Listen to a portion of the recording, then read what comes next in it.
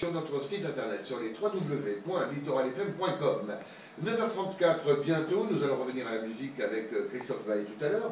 Nous étions restés bien sûr avec cette Europe puisque ça vous tient à cœur. On a vu que ce travail vous plaisait, vous y êtes en permanence, vous partez du bureau très tard, c'est du grand travail.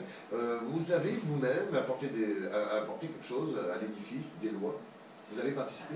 Écoutez, j'ai participé bien sûr, hein. Nous travaillons dans des commissions thématiques comme dans tous les parlements. Moi je travaille dans la commission éducation, culture, médias et sport et dans la commission qui est dit Régie, qui s'occupe des fonds européens, des fonds structurels, des fonds de cohésion, et nous avons en ce moment, dans cette année, quelle que soit d'ailleurs la thématique, un énorme boulot, c'est celui de préparer la future période budgétaire qui démarre en 2014.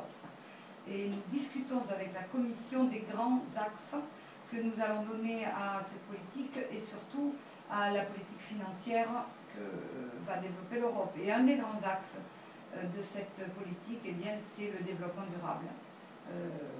L'Europe, pour cette période, veut une croissance intelligente, durable et inclusive. C'est-à-dire que nos axes sont le développement durable, la formation et l'intégration des populations. Qu'est-ce qui manque en Europe pour qu'on soit vraiment en rivalité avec des grands pays comme les États-Unis, comme la Chine en ce moment? Est-ce qu'il manque de cerveau? Est-ce que ils partent? Ou alors est-ce qu'on va les faire rester?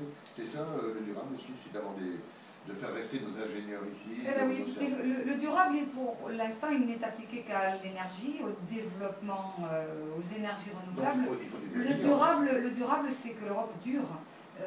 La grande question aujourd'hui, c'est celle que nous avons dans notre pays, c'est la compétitivité par rapport aux autres pays.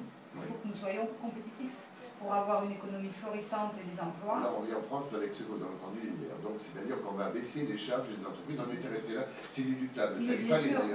Mais moi j'entends les petites entreprises, on ne peut plus. Voilà, donc il fallait à un moment donné entendre tout le monde, c'est vrai, on ne peut plus. Alors, ce qui est bizarre quand même dans ce pays, c'est qu'on ne peut plus, on fait quelque chose pour nous, pour les entreprises, et on voit que l'opposition est contre. Alors pourquoi les gens sont contre alors que tout le monde réclame? Oh, ben vous savez, l'opposition, c'est-à-dire la gauche dans notre pays, elle a une relation, une approche avec le monde de l'entreprise qui est assez étrange. Parfois on a l'impression qu'en France, gagner de l'argent c'est mal. C'est tabou. Oui. Ce qui n'est pas le cas dans les autres pays. Et les riches sont mal vus. Enfin, après, voyons ce que nous pouvons considérer comme riches. Je crois qu'il faut... Ferrari, vous allez voir, demain vous avez le fils. Oui, c'est clair, mais aujourd'hui, malheureusement, dans l'inconscient populaire, la richesse, elle est bien au-dessous. Parce qu'on sait que nos concitoyens souffrent, que beaucoup ont des difficultés, donc il faut...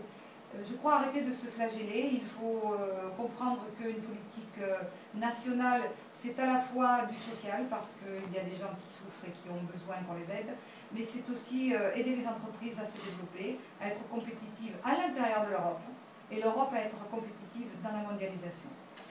Là, c'est un grand mot, ça y est, on vous a tout dit. Je sais que vous avez un rendez-vous, il y aura des milliers de questions à vous poser. La seule chose, donc, on le sait, vous êtes de l'UMP, vous n'avez pas une impression comme ça, je ne sais pas si c'est une question, hein, attention, que Sarkozy a fait un très grand travail pendant cette période de crise, c'est pour ça que la France, finalement, n'est pas... S'en sort plutôt bien par rapport aux autres États. Alors, on lui met quand même le chômage dessus, il n'a pas su gérer les chômeurs. Qu'est-ce que vous allez répondre à ça? Écoutez, je vous répondrai que s'il y avait une solution miracle à mettre en œuvre, il y a longtemps, que l'opposition l'aurait formulée et développée. Aujourd'hui, on ne le répète pas assez, la crise elle est mondiale, elle est européenne, tous les pays, on le sait, sont en difficulté. Je répète que nous nous en sortons plutôt bien en France. D'ailleurs, après l'Allemagne, c'est nous qui nous en sortons le mieux. Regardez les taux de chômage dans les pays voisins. Nicolas Sarkozy ne porte pas la responsabilité de tous les maux de la terre et certainement pas de tous les maux en France. Ah bon, en tout cas, un grand score, on vient d'apprendre juste à l'instant que Nicolas Sarkozy a réuni 16,5 millions de téléspectateurs hier, ce qui est énorme. Ça prouve que les Français s'intéressent à la politique au sens noble du terme et à l'avenir de leur pays. Vous allez donc formuler les vœux puisque vous devez partir en rendez-vous. J'espère que nous aurons l'occasion de se revoir. Moi, ce que j'aimerais bien, comme à votre disposition. On a malheureusement un studio à Paris qui va s'ouvrir bientôt pour faire beaucoup d'interviews, mais nous n'avons pas de studio au Berlaymont. Mais je suis souvent à Paris, rassurez-vous, aussi. Bon, en tout cas, je formule des vœux. Ben, écoutez, tout à l'heure, on discutait de l'origine de l'Europe. Ben, l'origine de l'Europe, c'est la paix, donc je formule évidemment des vœux paix en Europe et dans le monde. Et je ne pense pas seulement à la guerre, je formule des vœux de paix sociale. Je crois qu'il n'est jamais bon d'attiser les haines, de monter les Français et les Européens les uns contre les autres, surtout pas les États. Je formule des vœux de bonheur pour tous nos auditeurs. Je voudrais un peu de sérénité et je voudrais que nous prenions ce combat politique qui se mène aujourd'hui dans notre pays avec un peu de recul. Et je voudrais qu'on parle beaucoup plus du fond. Ça, je pense, serait beaucoup plus intéressant pour tous ceux qui s'intéressent à la politique. Je vous souhaite également une bonne année et merci d'être venu à ce micro.